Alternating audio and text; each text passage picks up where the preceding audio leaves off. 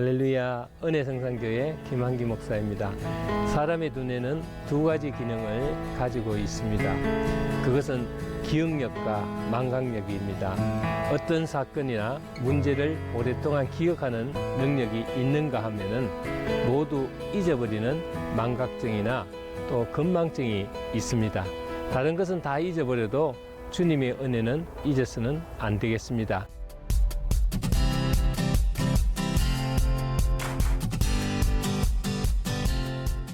예전에 저희 엘림수 양간에 치매가 온 남편을 데리고 잠시 요양을 오신 부부가 있었습니다. 아내가 먹을 것을 가지고 방에 들어가면 자기 아내를 바라보면서 누구시더라 하고 하는 것을 보았습니다. 이건 보통 심각한 일이 아닙니다. 40년을 같이 살아온 부부가 자신의 아내를 잊어버리는 병이야말로 가장 치명적인 질병이 아니고 무엇이겠습니까? 우리는 주님의 은혜로 살아가며 주님의 은혜로 구원받고 주님의 은혜로 축복받은 사람들입니다. 그러나 이런 주님의 은혜를 잊어버린다면 중적 영적 치매 환자입니다. 주님께 받은 은혜를 잊지 맙시다. 주님께 받은 은혜를 잊어버리면 이것은 아주 심각한 사항에 처하게 됩니다. 주님의 은혜는 어떤 은혜이며 왜 주님의 은혜를 잊어버리면 안 될까요? 첫째로 죄악을 사하시고 구속하신 은혜를 잊지 맙시다. 본문 3절을 보면 저가 내 모든 죄악을 사하시며 라고 했습니다. 그리고 4절에서는 내 생명을 파멸해서 구속하시고라고 했습니다. 우리는 이 은혜를 절대로 잊어서는 안 됩니다. 죄로 인해 죽을 수밖에 없고 되돌이킬 수 없는 멸망의 구덩이에서 건져주신 하나님의 은혜를 결코 잊어서는 안 된다는 것입니다. 요한복음 4장을 보면은 어느 날 예수님께서 사마리아 수가성의 우물가에 물길러 나온 여인을 만나는 기사가 나옵니다. 지난날 그녀는 5 남편이나 숨기고 살았던 팔자가 기구한 여인입니다. 문제는 지금 있는 남편도 정식으로 결혼한 남편이 아니었습니다. 그녀가 자신의 기구한 삶을 고백하기 전에 이미 주님은 그녀의 모든 과거를 알고 있었습니다. 그러나 주님은 그녀의 과거를 문제 삼지 않으시고 오히려 그녀의 마음속에는 상처와 영적인 갈증을 보셨습니다. 예수님은 그녀에게 생명의 복음을 주셨고 그날 거기서 그녀는 예수님을 영접하고 구원을 받게 되었습니다. 요한복음 4장 28절 보면은 여자가 물동이를 내버려두고 동리에 들어가 내가 그리스도를 만났다라고 증거했습니다. 요한복음 4장 39절을 보면 그녀가 예수를 증거함으로 많은 사마리아인이 예수를 믿는지라고 했습니다. 요한복음 8장에서도 용서받은 한 여인의 이야기가 기록되어 있습니다. 외간 남자와 정을 통하다가 붙잡힌 여인이었습니다. 사람들은 그런 여자를 법대로 처리해야 된다면서 저마다 돌을 들고 그녀를 서로 죽이려고 했습니다. 그때 예수님은 너희 중에 죄 없는 자가 먼저 돌로 쳐라고 하신 후에 땅바닥에 글을 써내려갔습니다. 아마도 돌을 들고 선 남자들이 범한 성적 죄를 기록하지 않았나 싶습니다. 우리 역시 죄에서 자유로운 사람은 한 사람도 없습니다. 주님의 은혜가 아니면 이런 죄에서 구속받을 사람이 하나도 없습니다. 주님은 죄 지은 자에게 돌을 던지러 오신 것이 아니라 자신을 십자가에 던져 우리를 구원하려고 오신 것입니다. 이런 구속의 은혜를 아는 사람이 진정한 그리스도입니다. 제가 아는 사형수는 한때 자신의 폭력에 집을 나간 아내를 찾으러 처갓집에 갔다가 우발적으로 치밀어 오르는 분노와 혈기를 다스리지 못하여 실수로 처가 식구를 살해했습니다. 그런데 그것에 대한 죄책감으로 감옥 안에서도 자살을 하려고 몇 번을 시도를 하다가 실패한 문제의 사람이었습니다. 사형을 기다리는 두려움과 감옥의 무료함을 달래기 위해서 그는 우연히 읽기 시작한 성경이 그에게 새로운 희망과 삶에 대한 의욕을 주었습니다.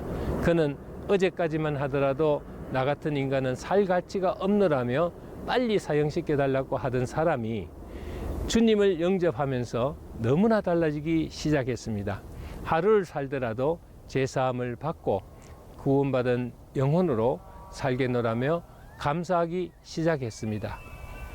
그리고 주님 앞에 기도하기를 하나님이 허락하는 그날까지 감사하는 마음, 구원받은 기쁨으로 살다가 주님 앞에 서게 해달라고 기도했다고 합니다. 성탄절 특사로 무기징역 그리고 모범수로 17년간을 살다가 다시 세상의 빛으로 나오게 되었습니다. 지금은 전도자로서 아주 모범적인 삶을 살고 있다고 합니다. 요한복음 8장 12절에 나는 세상의 빛이니 나를 따르는 자는 어둠에 다니지 아니하고 생명의 빛을 얻으리라고 했습니다. 죽을 수밖에 없고 죄 가운데 살아갈 수밖에 없는 저희를 구원하신 주님의 은혜를 우리는 잊어서는 안 되겠습니다. 두 번째, 우리의 모든 병을 고쳐주시는 은혜를 잊어서는 안 됩니다. 3절을 보면은 내 모든 병을 고치시며 라고 했습니다. 여러분, 병원에 가면은 신상에 관한 차트를 만들고 병의 원인을 발견하기 위해서 피검사, 소변검사, 엑스레이, CT, MRI, 내시경 검사 등 아주 정밀한 검사를 통해서 환자의 상태를 체크합니다. 그런데 본문 14절 보면은 이는 저가 우리 체질을 아시며 우리가 진토임을 기억하심이로다고 했습니다. 내 몸의 병이 무엇이며 내 체질도 다 아신다는 것입니다. 이런 하나님께 불가능이 어디 있겠습니까? 그래서 시편 139편 13절을 보면은 주께서 내 장부를 지으시며 나의 모태에서 나를 조직하셨나이라고 했고 139편 16절에는 내 형질이 이루기 전에 주의 눈이 보셨음이라고 했습니다. 주께서 나를 지으시고 오장육부도 만드시고 내 형체를 만드셨기 때문에 어떤 현대적인 세밀한 의료기구나 유명한 명의보다도 더 나를 자세히 알고 계십니다. 그래서 능히 어떤 병도 고치신다는 것이 다윗의 신앙 고백입니다. 사랑하는 자녀가 무서운 질병으로 죽어가는 것을 구경하시며 즐기시는 주님이 아니십니다. 저는 치유사역을 하면서 이런 주님께 호소를 합니다. 사랑하는 자녀를 긍휼히 여기시고 이런 병마에서 해방될 수 있도록 한 번만 더 기회를 주시기를 기도합니다. 그러면 놀랍게도 그 믿음대로 치유가 되는 역사가 일어납니다. 여기서 주의해야 할 것은 절대로 의심해서는 안 된다는 것입니다. 야고보서에 보면은 병든 자가 있느냐 저는 기도할 것이라고 했습니다. 여기서 말하는 기도는 믿음의 기도입니다. 믿음의 기도는 모든 병마가 물러갈 줄 믿습니다. 승리하시길 바랍니다. 모든 병을 고치시는 하나님의 은혜를 잊지 마시기를 바랍니다. 그래야 건강한 삶을 살아갈 수가 있습니다. 세 번째로 좋은 것으로 만족해 하시는 은혜를 잊어서는 안 됩니다. 5절을 보면은 좋은 것으로 내 소원을 만족해 하사 내 청춘으로 독수리같이 새롭게 하시는도라고 했습니다.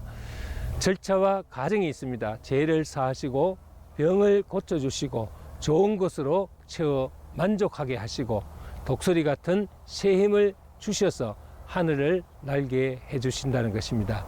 이런 은혜를 잊지 말아야 합니다. 저는 많은 분들이 절망 가운데 빠져 있을 때 믿음의 기도로 그들을 위로했습니다. 그 결과 그들 모두가 지나가 보니 모든 것이 하나님의 은혜라고 고백하는 것을 보았습니다.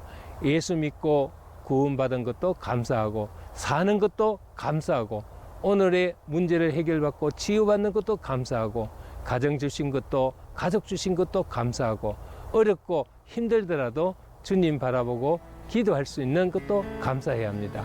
내가 받은 은혜를 잊어서는 안 됩니다. 내가 받은 은혜를 돌아보세요. 무엇 하나 하나님의 은혜가 아닌 것이 없습니다. 이것을 아는 그리스도인만이 좋은 것으로 만족하는 삶이 될 것입니다. 모쪼록 하나님의 은혜를 잊지 않는 여러분이 되시기를 바랍니다. 감사합니다.